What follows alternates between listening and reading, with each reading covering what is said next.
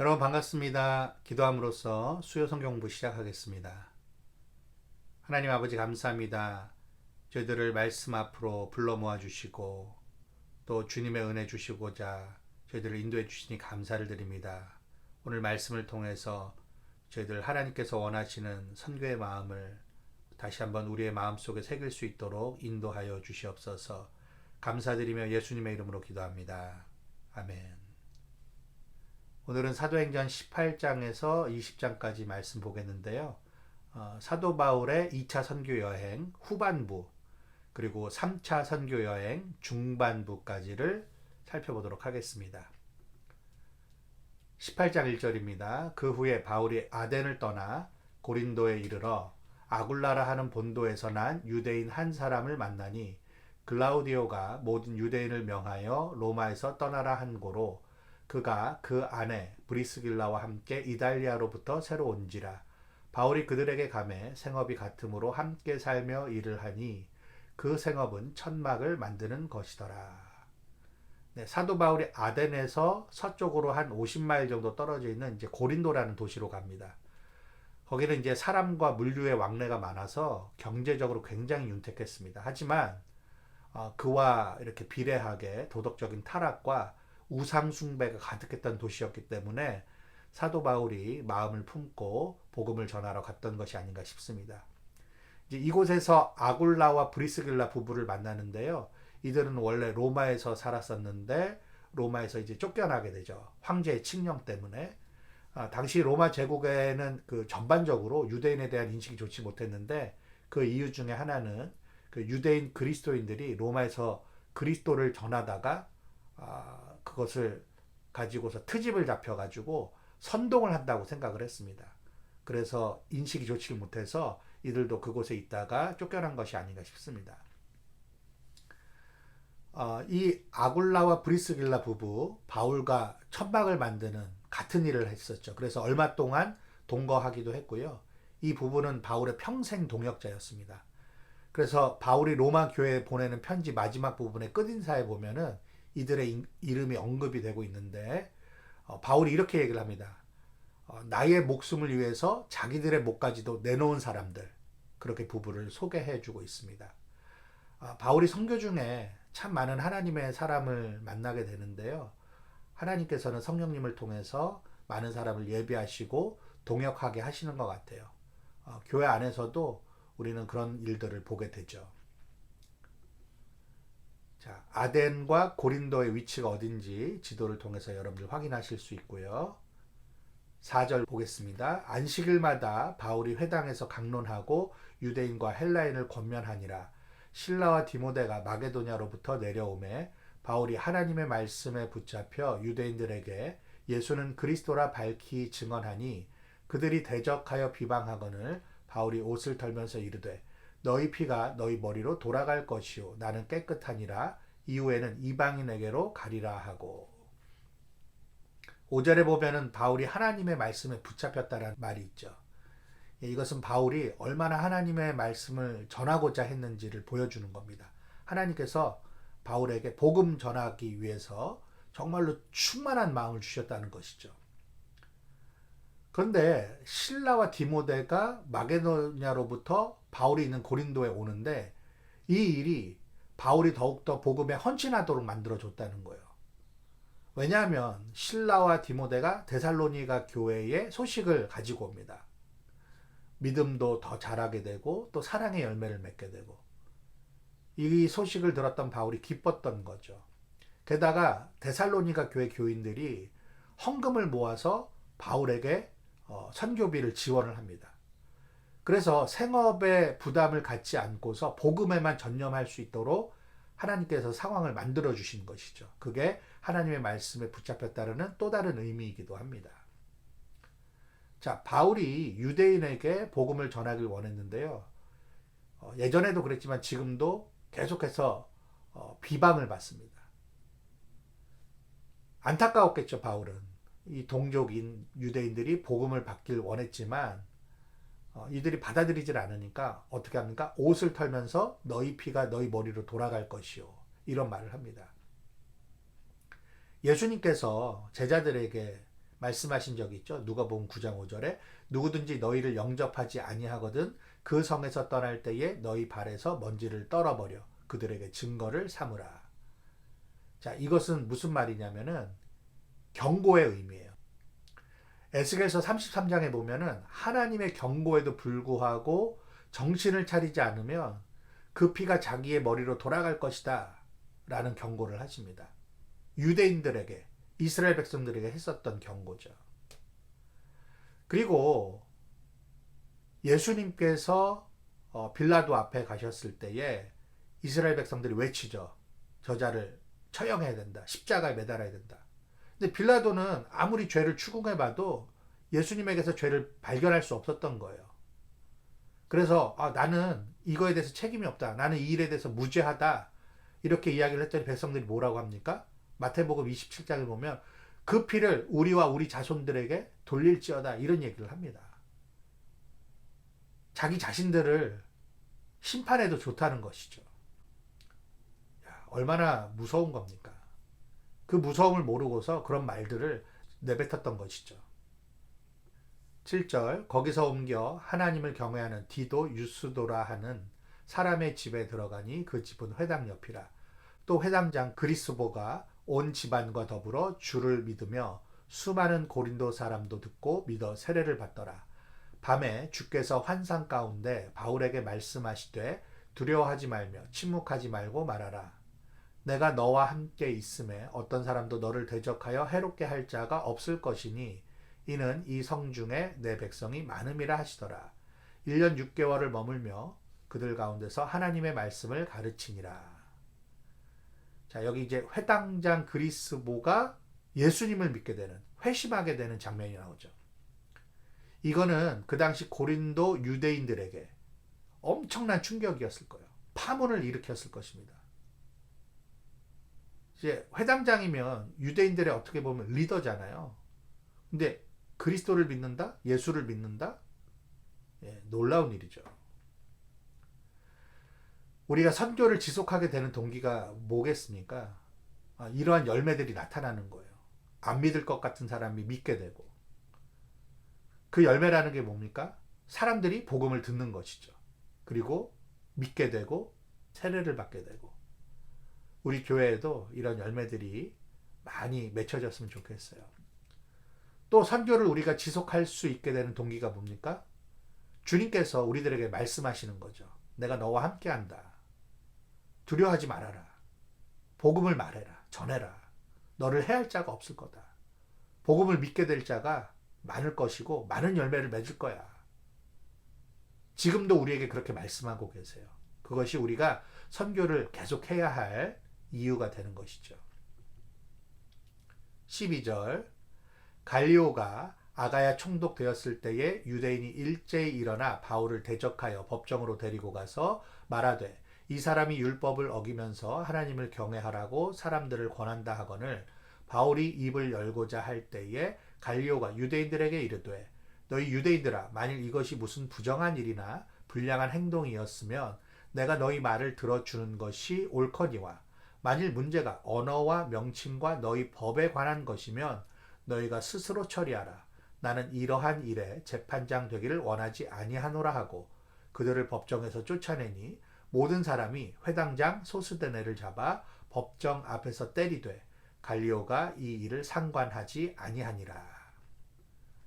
총독 갈리오의 판단은 무엇이었냐면은 당시 로마 제국 대부분의 지역에서는 반유대주의 감정이 있었다고 앞에서도 말씀드렸잖아요.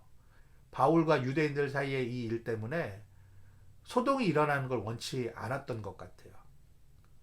그래서 갈리오는 자신의 입장을 분명하게 전달을 합니다. 로마법에 따른 민사, 형사 사건만 나는 다루겠다. 너희들의 재판장이 되고 싶지 않다. 너희들이 지금 말하는 걸 들어보니까 이거는 유대인들에 관한 언어, 명칭, 법, 그러니까 다시 말하면 말씀에 대한 거, 뭐 그리스도라는 거에 대해서, 율법에 대한 것, 그런 것들인 것 같은데 이거 너희들끼리 알아서 스스로 처리해라. 어떻게 보면 굉장히 지혜롭고 논리적인 말이죠. 뭐 회피로 볼 수도 있겠지만 갈리오 입장에서는 최선의 방법을 이야기를 했던 것 같아요. 이 일로 인해서 바울과 그의 사역이 보호를 받게 되죠. 이게 하나님의 은혜가 아닌가 싶습니다. 자, 그리고 여기 다른 회당장 이름이 등장하죠. 소스데네. 회심한 그리스보의 후임이었던 것 같아요. 이제 그리스보는 그리스도를 믿는 사람이 되었기 때문에 회당장을 아마 할 수 없었을 거예요.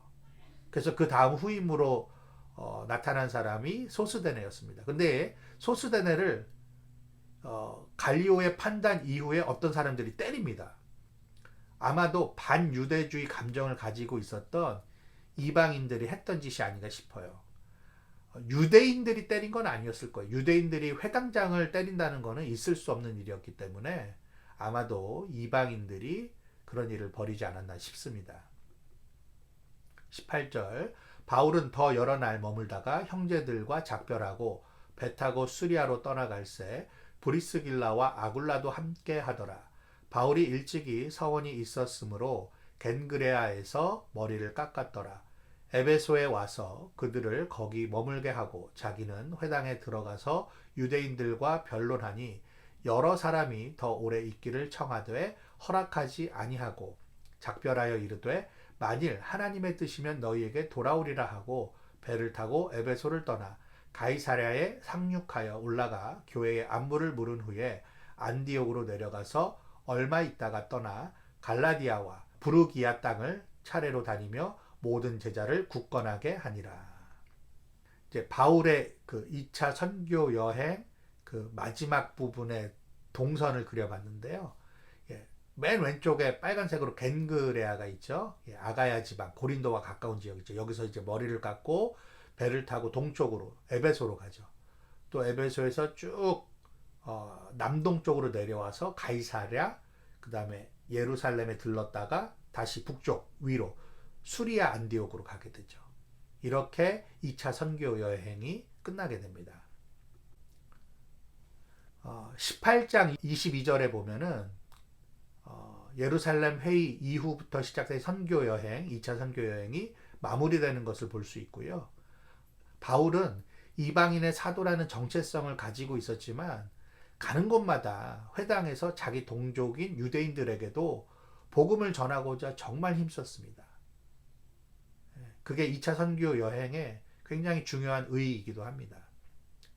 바울의 선교는 이제 계속되죠.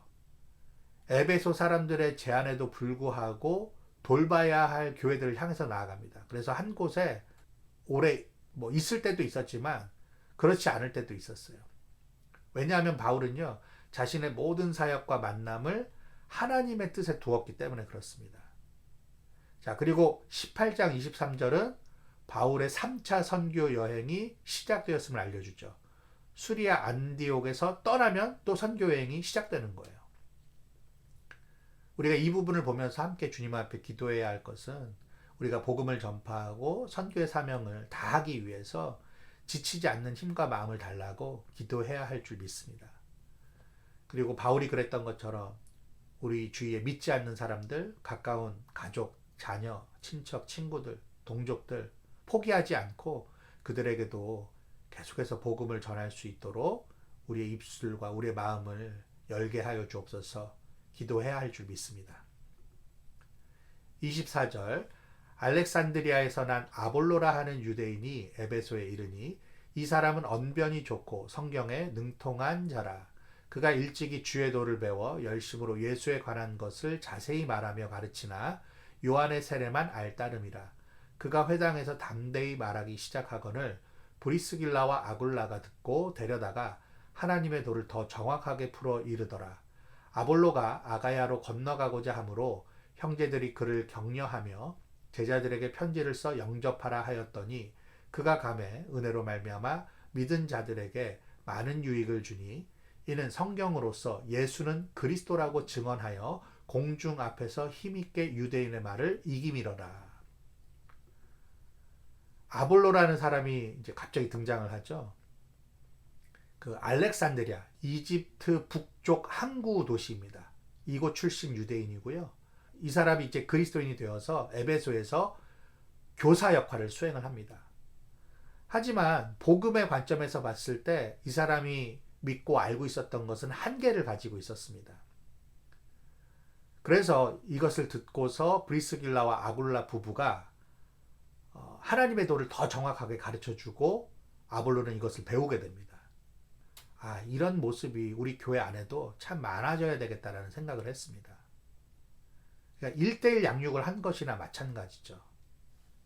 그렇게 1대1 양육을 통해서 아볼로가 예수님을 그리스도라고 인정하게 되고 받아들이게 되고 또 나가서 증언하게 되고 이런 성장의 모습을 발견할 수가 있습니다.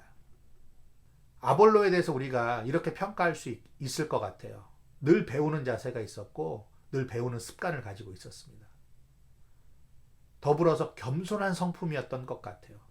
사실 자신이 알고 있던 것을 누가 이렇게 고치려고 하면은 좀 그것을 거부할 수도 있잖아요. 근데 아볼로는 그러지 않았습니다. 겸손히 받아들였습니다. 그리고 고린도전서에 의하면 이 아볼로는 굉장히 영향력 있는 지도자 중에 한 사람이었던 것 같아요.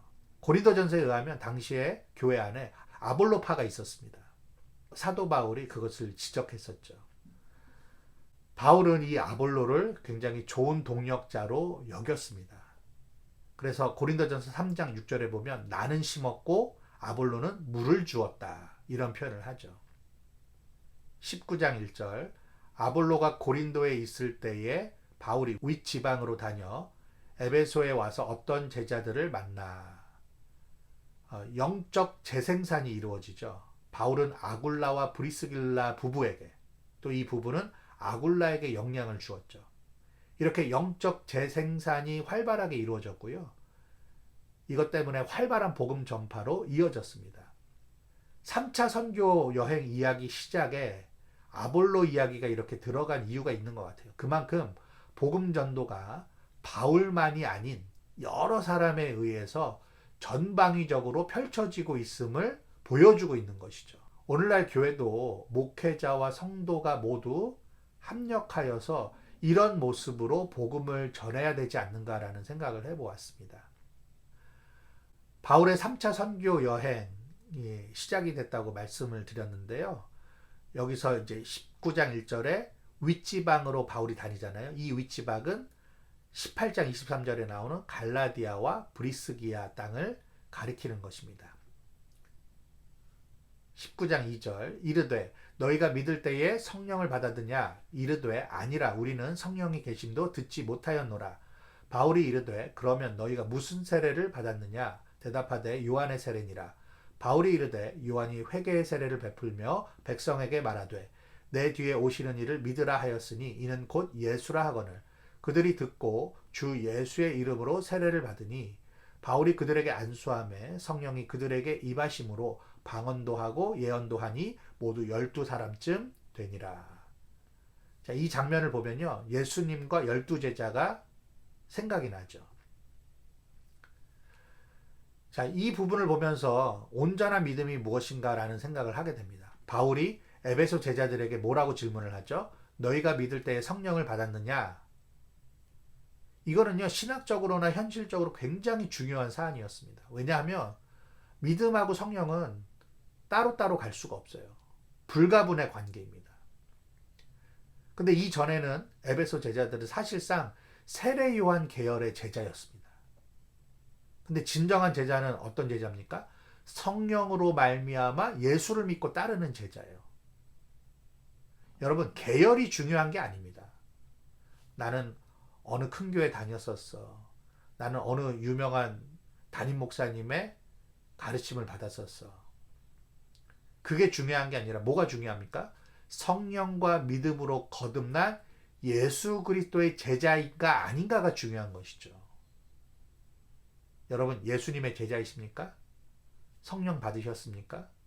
내 안에 계시는 그 성령, 그것에 대해서 확실한 증거를 가지고 계십니까? 우리가 성령의 열매가 있어야 돼요. 갈라디아서 5장에 있는 말씀처럼 사랑과 희락과 화평과 이런 열매들, 그런 열매들이 있는지 확인해 보셔야 돼요. 그리고 나는 평소에 성령께 얼마나 민감한가, 얼마나 제대로 순종하고 있는가, 그리스도의 장성의 분량에 이르기까지 나는 하나님 앞에서 어떻게 하고 있는가, 무엇을 하고 있는가. 우리가 구원받는 것은 은혜입니다. 그렇지만 그 은혜 안에서 그리스도께까지 자라가야 돼요. 이것은 내가 주님 앞에서 결단하고 선택하고 성령 안에서 민감해지고 순종해야 하는 일이죠. 우리 이런 기도가 필요한 것 같습니다. 복음의 말씀에 겸손히 배우고 가르쳐서 다른 이들에게 전하는 그런 아볼로 같은 사람이 되게 하옵소서.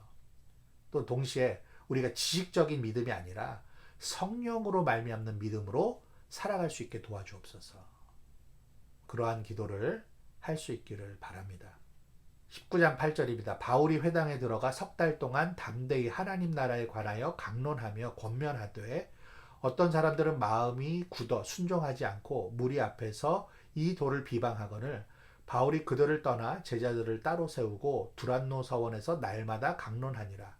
2해 동안 이같이 하니 아시아에 사는 자는 유대인이나 헬라인이나 다 주의 말씀을 듣더라. 하나님이 바울의 손으로 놀라운 능력을 행하게 하시니 심지어 사람들이 바울의 몸에서 손수건이나 앞치마를 가져다가 병든 사람에게 얹으면 그 병이 떠나고 악귀도 나가더라. 예수님을 닮은 바울의 사역들이 지금 그려지고 있어요. 바울은 에베소에서 마치 예수님처럼 말씀을 전하고 또 기적과 치유와 축기의 사역을 합니다.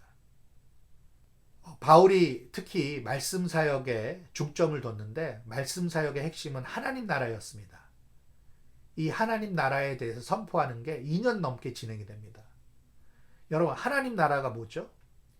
예수님이 그리스도라는 사실을 선포하는 거예요. 그리스도라는 것은 무엇입니까?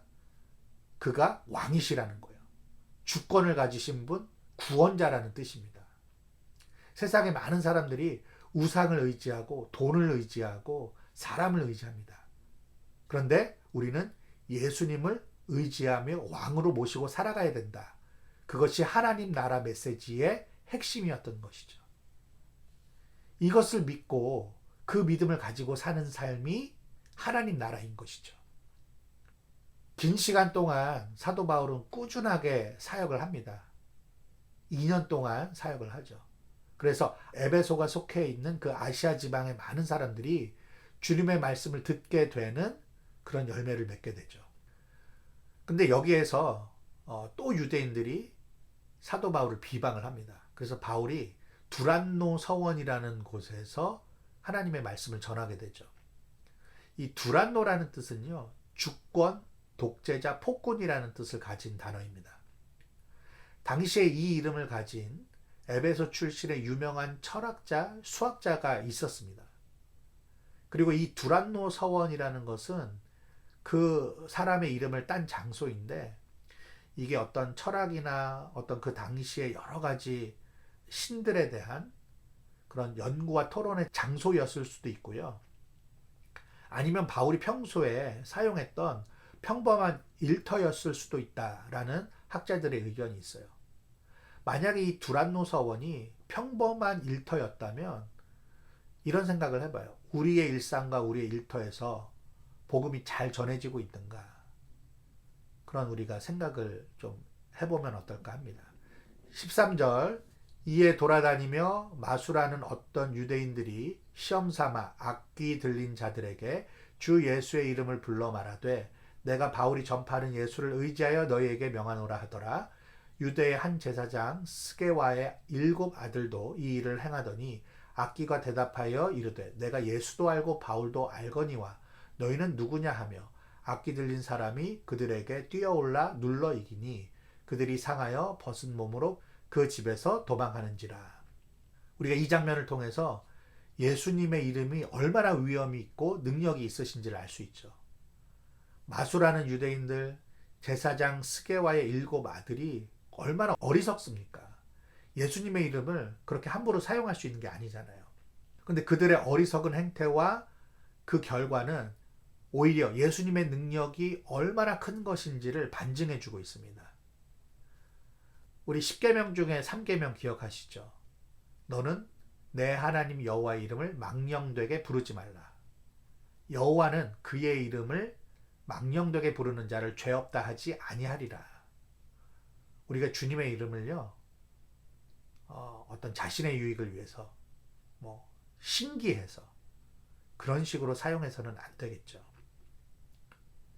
17절 에베소에 사는 유대인과 헬라인들이 다 이 일을 알고 두려워하며 주 예수의 이름을 높이고 믿은 사람들이 많이 와서 자복하여 행한 일을 알리며 또 마술을 행하던 많은 사람이 그 책을 모아 가지고 와서 모든 사람 앞에서 불사르니 그 책 값을 계산한즉 은 5만이나 되더라. 이와 같이 주의 말씀이 힘이 있어 흥왕하여 세력을 얻으니라.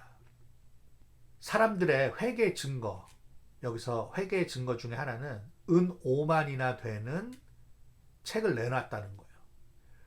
은 5만을 계산을 해보면요, 당시 데나리온이라는 화폐가 있었잖아요. 5만 데나리온에 해당이 됩니다. 한 데나리온은 일반 노동자의 하루 품삯이었어요. 그럼 계산을 해보면 일반 노동자 한 사람의 약 150년의 품삯에 해당이 됩니다. 엄청난 양이죠. 마술사들이 자신들의 값비싼 비법책을 모든 사람들 앞에서 불사른 것을 보면 이들의 가치관이 변화됐다라는 것을 우리가 간접적으로 알 수 있습니다. 이들이 진실로 회개하고 예수님을 믿게 된 것으로 보여요. 여러분, 여러분들에게는 어떠한 회개의 증거가 있으십니까? 나는 이전에 의지했던 모든 것들을 완전히 버리고 온전히 회개했는가? 우리 자신에게 한번 되물어 봤으면 좋겠습니다. 우리가 이렇게 기도했으면 좋겠어요. 주님, 바울처럼 하나님 나라에 대한 확고한 믿음을 가지고 끊임없이 복음 전파에 힘쓰는 우리 자신과 우리 교회가 되게 하여 주옵소서. 아직도 버리지 못하고 회개하지 못한 부분이 있다면 불살라 주시옵소서. 그리고 주의 말씀이 능력 있게 널리 퍼져나가서 교회가 흥왕하게 하여 주옵소서. 복음이 흥왕하게 하여 주옵소서. 그것이 우리의 기도가 되었으면 좋겠습니다. 21절 이 일이 있은 후에 바울이 마게도냐와 아가야를 거쳐 예루살렘에 가기로 작정하여 이르되 내가 거기 갔다가 후에 로마도 보아야 하리라 하고 자기를 돕는 사람 중에서 디모데와 에라스도 두 사람을 마게도냐로 보내고 자기는 아시아에 얼마 동안 더 있으니라. 사도 바울의 선교 목표와 열정을 알 수 있는 대목입니다. 바울의 마음은요, 이미 로마 제국의 중심이라고 할 수 있는 이탈리아의 로마까지 다 있었어요. 가고자 원했어요. 보기를 원했습니다. 바울의 선교 전략은요, 복음으로 도시들을 공략하는 것이었어요. 도시에는 많은 사람들이 있었고 특별히 지위가 높은 사람들이 많이 있었기 때문에 그들을 통해서 많은 사람들에게 복음이 전해지기를 바랬던 것이죠. 그래서 사도 바울이 결국에는 로마에 갑니다. 그래서 로마에서 복음을 전하는 장면으로 사도행전이 끝나게 되죠.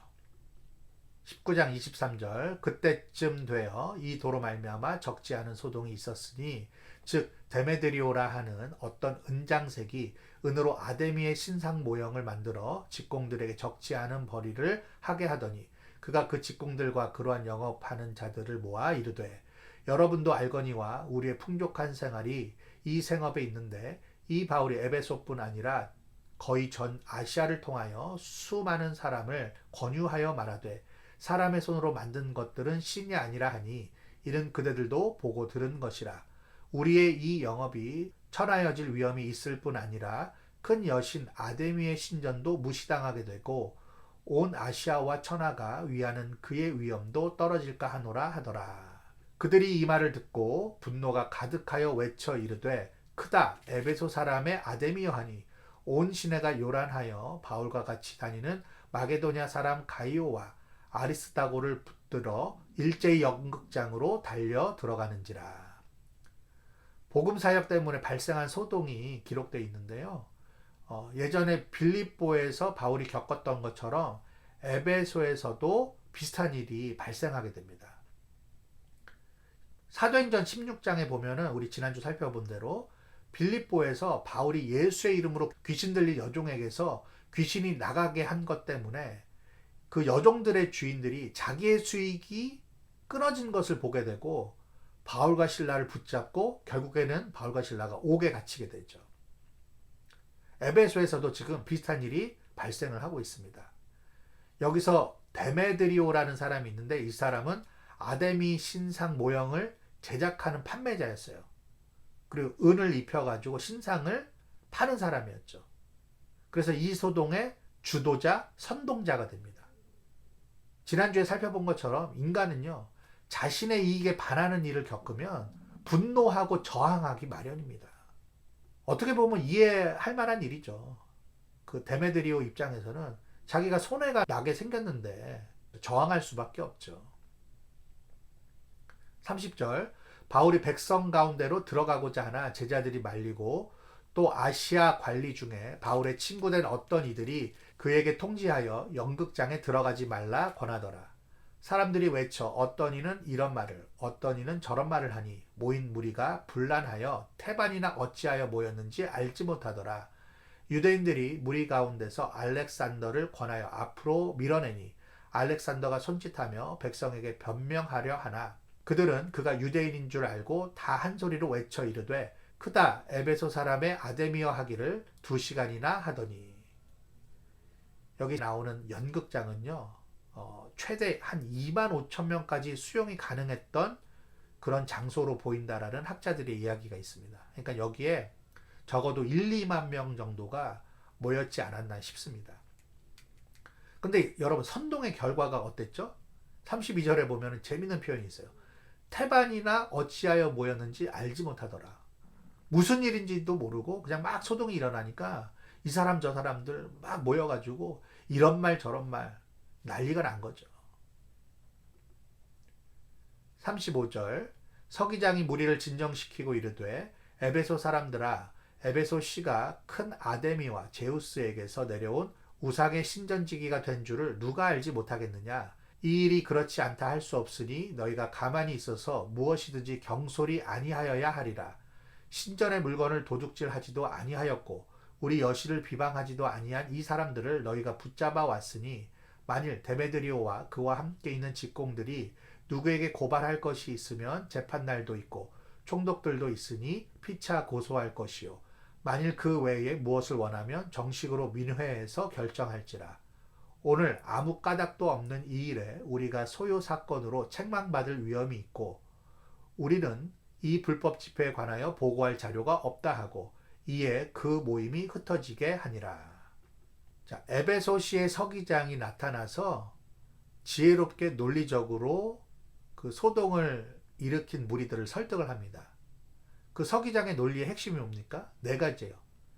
야, 누가 뭐래도 에베소는 우상의 도시지 않냐. 아데미의 도시다. 그거 누가 부정하겠느냐. 흥분하지 말아라. 그리고 너희들이 붙잡아온 사람들, 이 사람들 무죄하다. 아니 바울이라는 사람이 신전 물건 도둑질도 안 했고 여신을 비방하지도 않았다. 적법한 절차로 고발을 해라. 그리고 이 소요 사건 때문에 오히려 너희들이 문책받을 위험이 있다. 그 결과 어떻게 됩니까? 무리가 해산이 되죠. 하나님께서 저는 간섭하시는 것으로 봅니다. 하나님께서 바울을 보호하시기 위한 조치 중에 하나였어요. 그리고 사실 바울도 타 종교 우상들을 섬기는 그곳에 가서 함부로 하지 않았어요. 복음을 전할 때 주의 깊게 복음을 전했습니다.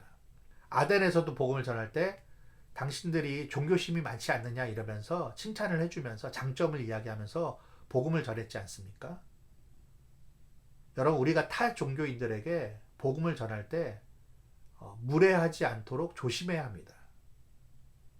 하도 그 복음을 전할 때 무례한 사람들이 많으니까 또 기독교인들 중에 무례한 사람들이 많다 보니까 그런 기독교인들을 비판하는 그런 목소리들도 있습니다. 예를 들어서 무례한 기독교라는 책이 있어요. 여러분들 한번 보시면 좋을 것 같아요. 어쨌든 하나님께서는 바울 선교 여행 중에 여러 사람들을 통해서 바울을 보호하십니다. 곳곳에 제자들을 통해서 뿐만 아니라 불신자였던 에베소의 서기장이나 아가의 총독 갈리오 같은 사람들을 통해서 바울을 도와주시죠. 그리고 복음의 사명이 잘 이어지도록 그렇게 인도해 주십니다. 이런 것들을 보면 선교는 역시 하나님이 하시는 것이구나. 어떤 한 사람의 능력이 이루어지는 것이 아니구나라는 사실을 알 수 있습니다. 그래서 우리가 선교를 할 때 우리 인간들은요, 교만할 필요가 없어요. 그리고 반대로 두려워할 필요도 없고 낙심할 필요도 없습니다. 20장 1절입니다. 소요가 그침에 바울은 제자들을 불러 권한 후에 작별하고 떠나 마게도냐로 가니라. 그 지방으로 다녀가며 여러 말로 제자들에게 권하고 헬라에 이르러 거기 석 달 동안 있다가 배 타고 수리아로 가고자 할 그때에 유대인들이 자기를 해하려고 공모함으로 마게도냐를 거쳐 돌아가기로 작정하니 아시아까지 함께 가는 자는 베레아 사람 브로의 아들 소바더와 데살로니가 사람 아리스다고와 세군도와 더베 사람 가이오와 및 디모데와 아시아 사람 두기고와 드로비보라. 그들은 먼저 가서 드로아에서 우리를 기다리더라. 우리는 무교절 후에 빌립보에서 배로 떠나 닷새 만에 드로아에 있는 그들에게 가서 이레를 머무니라.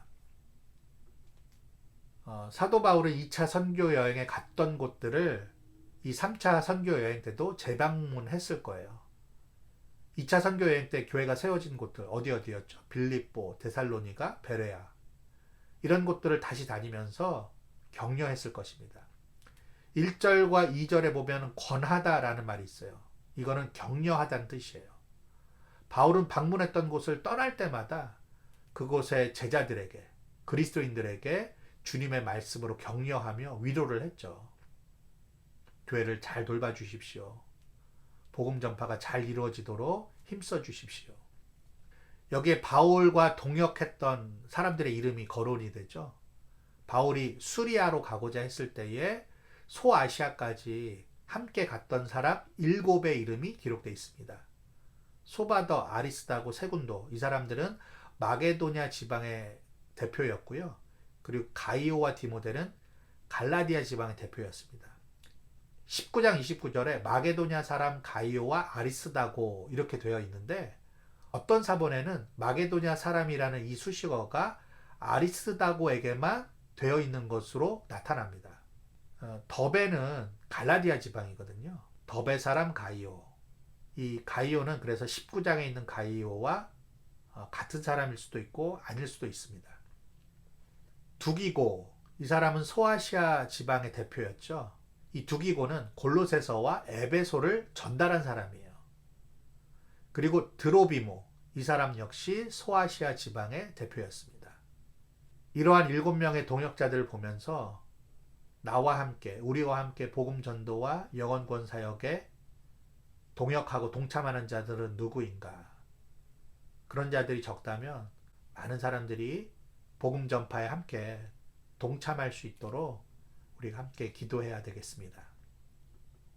7절, 그 주간의 첫날에 우리가 떡을 떼려 하여 모였더니 바울이 이튿날 떠나고자 하여 그들에게 강론할세 말을 밤중까지 계속하매 우리가 모인 윗다락에 등불을 많이 켰는데 유두고라 하는 청년이 창에 걸터 앉아 있다가 깊이 졸더니 바울이 강론하기를 더 오래 하매 졸음을 이기지 못하여 3층에서 떨어지거늘 일으켜보니 죽었는지라. 바울이 내려가서 그 위에 엎드려 그 몸을 안고 말하되 떠들지 말라 생명이 그에게 있다 하고 올라가 떡을 떼어 먹고 오랫동안 곧 날이 새기까지 이야기하고 떠나니라. 사람들이 살아난 청년을 데리고 가서 적지 않게 위로를 받았더라. 드로아 지역 교회에서 있었던 일을 지금 기록하고 있는데요. 초대교회의 정기적인 예배와 교제 모임의 형태를 우리가 엿볼 수가 있습니다. 떡을 떼는 성찬이 있었고요. 말씀 강론이 이 모임의 주된 요소였어요. 여기 그 주간의 첫날이라는 표현이 있는데요. 이것은 그리스도의 부활과 성령 강림을 기념하는 날이었습니다. 오늘날까지도 교회는 이것을 주일이라고 지켜오고 있죠. 주일 성수는요, 오늘날도 중요한 것입니다. 근데 이 개념이 많이 흐려지는 것 같아서 안타깝습니다. 우리가 이날 하나님을 기억하고 우리를 위해서 죽으시고 부활하신 그리스도를 기억하고 성령께서 교회에 강림하신 일을 기억하고 기념하는 날, 얼마나 중요합니까? 그래서 우리 부모들은요, 자녀들에게도 주일 성수의 중요성을 가르쳐야만 합니다. 여기 이제 유두고가 부활한 사건이 기록되어 있는데요. 유두고는 사실 청년이라기보다 청소년에 가깝습니다. 그 헬라어 단어를 살펴보면 청소년에 가깝고요. 유두고라는 아이가 예배 중에 창에 걸터 앉았던 것이나 깊이 졸았던 것을 우리는 주목하거나 비난할 필요는 없는 것 같아요. 밤 늦게까지 이 강론이 계속됐기 때문에 이 아이가 졸릴 수밖에 없었을 거예요. 그리고 이 아이가 창에 걸터 앉았던 것, 그것도 비난할 필요가 없는 것이 기름등을 폈기 때문에 아마 냄새가 많이 났을 것입니다. 그러니까는 환기구가 있는 그곳에 이 아이가 앉았던 것 같아요.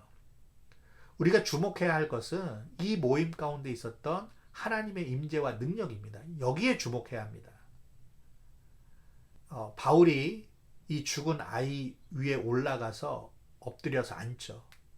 아마 간절한 마음으로 앉고 기도했을 겁니다. 이 장면은 엘리야와 엘리사 선지자를 떠올리게 하죠. 엘리야가 사르밧 과부의 아들이 죽었을 때 했던 행동, 또 엘리사가 수넴 여인의 아들이 죽었을 때 했던 행동과 동일합니다. 하나님이 그 두 아들을 살리셨던 것처럼 이 유두고도 살려주십니다. 하나님의 은혜가 임했던 것이죠. 그래서 교회가 이 일 때문에 위로를 얻습니다. 우리 하나님은 생명의 하나님이시구나, 능력의 하나님이시구나, 부활의 주님이시구나. 13절, 우리는 앞서 배를 타고 앗소에서 바울을 태우려고 그리로 가니 이는 바울이 걸어서 가고자 하여 그렇게 정하여 준 것이라. 바울이 앗소에서 우리를 만나니 우리가 배에 태우고 미둘레네로 가서 거기서 떠나 이튿날 기오 앞에 오고 그 이튿날 사모에 들르고 또 그 다음날 밀레도에 이르니라. 바울이 아시아에서 지체하지 않기 위하여 에베소를 지나 배 타고 가기로 작정하였으니 이는 될 수 있는 대로 오순절 안에 예루살렘에 이르려고 급히 가미러라. 바울이 오순절 안에 예루살렘에 가고자 했던 이유가 있었습니다. 왜냐하면 마게도냐와 아가야 지방의 교회 성도들이 예루살렘 교회 교인들을 돕기 위해서 헌금을 모았거든요. 이것을 가지고 빨리 전달하기 위해서 그렇게 했던 것입니다. 이쯤에서 바울의 3차 선교여행 동선을 함께 보도록 하겠습니다. 오른쪽 중간쯤에 안디옥이 있죠. 여기서부터 시작을 해서 쭉 서진을 합니다. 서진을 해서 에베소도 들르고 마게도냐 지방, 아가야 지방에 갔다가 다시 위로 마게도냐 지방으로 갔다가 이제 아시아 지방으로 가게 되죠. 여기서 이제 밀레도라는 곳에서 에베소 교회 장로들을 초청하게 되죠. 이제 그 장면이 17절부터 시작이 됩니다. 여기서 바울이 에베소 교회 장로들에게 고별 설교를 하게 되는데요.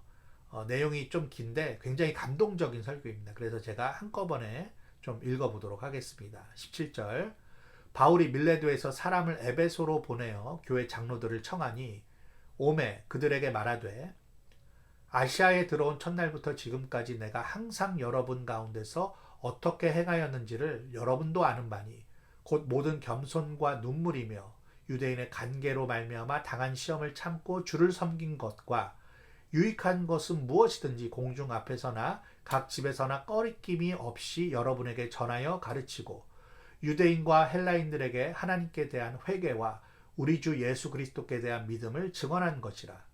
보라, 이제 나는 성령에 매여 예루살렘으로 가는데 거기서 무슨 일을 당하는지 알지 못하노라.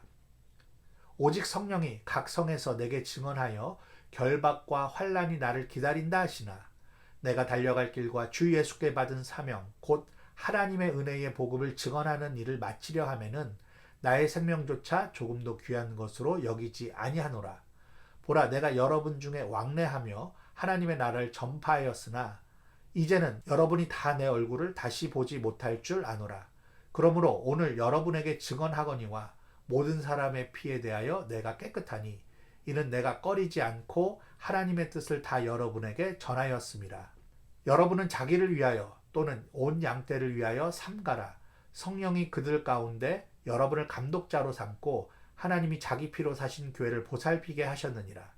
내가 떠난 후에 사나운 이리가 여러분에게 들어와서 그 양떼를 아끼지 아니하며 또한 여러분 중에서도 제자들을 끌어 자기를 따르게 하려고 어그러진 말을 하는 사람들이 일어날 줄을 내가 아노라.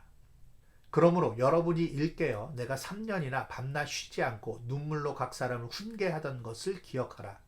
지금 내가 여러분을 주와 및 그 은혜의 말씀에 부탁하노니 그 말씀이 여러분을 능히 든든히 세우사 거룩하게 하심을 입은 모든 자 가운데 기업이 있게 하시리라. 내가 아무의 은이나 금이나 의복을 탐하지 아니하였고 여러분이 아는 바와 같이 이 손으로 나와 내 동행들이 쓰는 것을 충당하여 범사에 여러분에게 모본을 보여준 바와 같이 수고하여 약한 사람들을 돕고 또 주 예수께서 친히 말씀하신 바 주는 것이 받는 것보다 복이 있다 하심을 기억하여야 할지니라. 바울의 고별 설교인데요. 핵심 내용을 정리해 보자면 크게 세 가지입니다. 바울 자신이 교회를 위해서 행한 것이 어떤 것인지 이야기해 줬습니다.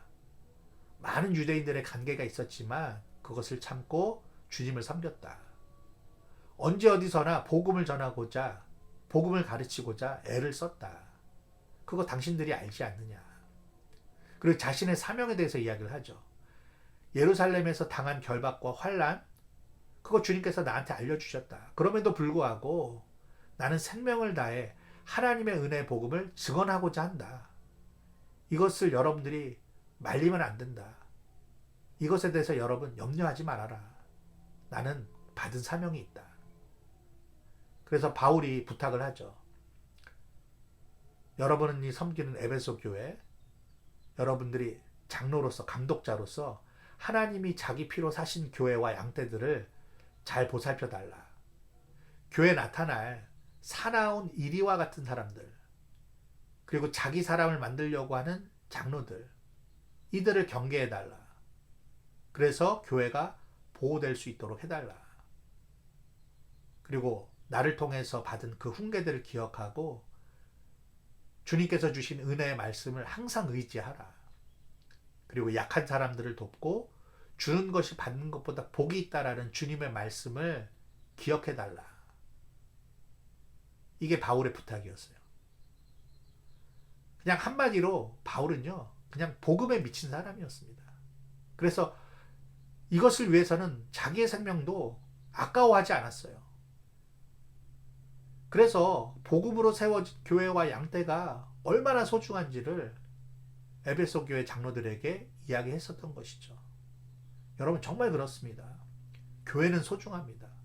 우리 성도님들, 하나님의 양떼들 너무 소중합니다. 그래서 우리 모든 교회의 직분자들, 지도자들은 이 바울의 말씀을 잘 기억해서 교회를 잘 돌봐야 합니다. 교회를 잘 섬겨야 합니다. 그게 주님의 뜻입니다. 마지막 20장 36절입니다. 이 말을 한 후 무릎을 꿇고 그 모든 사람들과 함께 기도하니 다 크게 울며 바울의 목을 안고 입을 맞추고 다시 그 얼굴을 보지 못하리라 한 말로 말미암아 더욱 근심하고 배에까지 그를 전송하니라. 이 장면을 보면 참 아름답다라는 생각이 듭니다. 바울과 에베소 교회 장로들이 이별하는 장면인데 그게 참 아름다워요. 비록 헤어짐이 있고 눈물이 있고 근심이 있었지만 그럼에도 이 장면이 왜 아름답습니까? 복음 때문이에요. 하나님이 주신 사명 때문입니다. 저는 이런 기도를 함께 했으면 좋겠어요. 주님, 바울과 같이 주님의 뜻에 합당하게 그 누구보다도 모범적인 삶을 살도록 도와주시옵소서. 모범적인 그런 생각과 신앙을 가지고 살도록 하나님 도와주시옵소서. 교회의 평안과 복음의 사명을 위해서 한 사람도 빼놓지 않고 모든 지도자들이 한 마음과 한 뜻이 되게 해주시고 기도하면서 주님의 말씀에, 그 주님의 사명에 순종하는 교회가 되게 하여 주옵소서. 이게 우리의 기도가 되었으면 좋겠습니다. 이제 마무리하면서 두 가지로 정리를 해보겠습니다. 바울은요, 3차 선교 여행을 통해서 전에 갔었던 교회들과 제자들을 돌보았습니다. 반복적인 방문과 돌봄이 참 중요한 것 같아요. 근데 바울이 이들을 돌봤던 핵심적인 방법이 무엇이었습니까? 하나님의 나라, 예수는 그리스도시다 라는 사실을 선포했던 거예요. 주의 말씀을 가르치고 전했던 것입니다. 이것은 지금도 변치 않는 성도와 교회를 돌보는 방법이라는 것이죠. 두 번째, 우리가 전도하면서 선교를 하면서 어떤 마음을 가져야 하는가? 첫 번째로는 늘 동행하시고 인도해 주시는 그 주님을 신뢰하는 것입니다. 선교는 주님의 것이에요. 주님이 하십니다. 그래서 우리는 담대한 마음을 가져야 돼요. 하나님의 나라와 예수 복음의 사역에 순종하기로 결심을 하면요. 우리가 어떤 모습이 나오는지 아십니까? 결코 흔들리지 않는 담대함과 안정감을 갖게 됩니다. 우리가 또 가져야 할 마음은 지식과 경험과 사랑과 돈이 아닌 성령과 주의 말씀을 의지하면서 전도하고 선교해야 된다는 거예요. 무엇을 의지하는가가 선교의 성공과 실패가 달려 있습니다. 마지막으로 우리가 생각해 봐야 할 것은 우리가 전도하고 선교할 때에 생명을 다해 양떼를 사랑하셨던 주님처럼 사람들을, 교회를, 제자들을 돌보면서 사랑해야 한다는 것이죠. 우리가 이러한 사실들을 기억하고서 우리가 말씀을 매일매일 묵상할 수 있으면 좋겠습니다. 기도하겠습니다. 하나님 감사합니다. 사도행전 18장에서 20장까지의 말씀을 통해서 하나님께서 바울을 통해 어떻게 선교하셨는지를 살펴보았고, 또 우리는 전도와 선교에 대해서 어떠한 마음을 가져야 되는지 다시 한번 생각하게 되었습니다. 하나님, 이 말씀들을 이제 매일매일 묵상할 때에 우리 마음속에 성령님께서 주시는 그 마음과 생각을 가지고서 살아갈 수 있도록 믿음을 더하여 주시옵소서. 담대함을 더하여 주시옵소서. 감사드리며 예수님의 이름으로 기도합니다. 아멘. 오늘도 함께 해주셔서 감사드립니다. 남은 시간 주님의 평안 가운데 잘 보내시길 바랍니다. 감사합니다.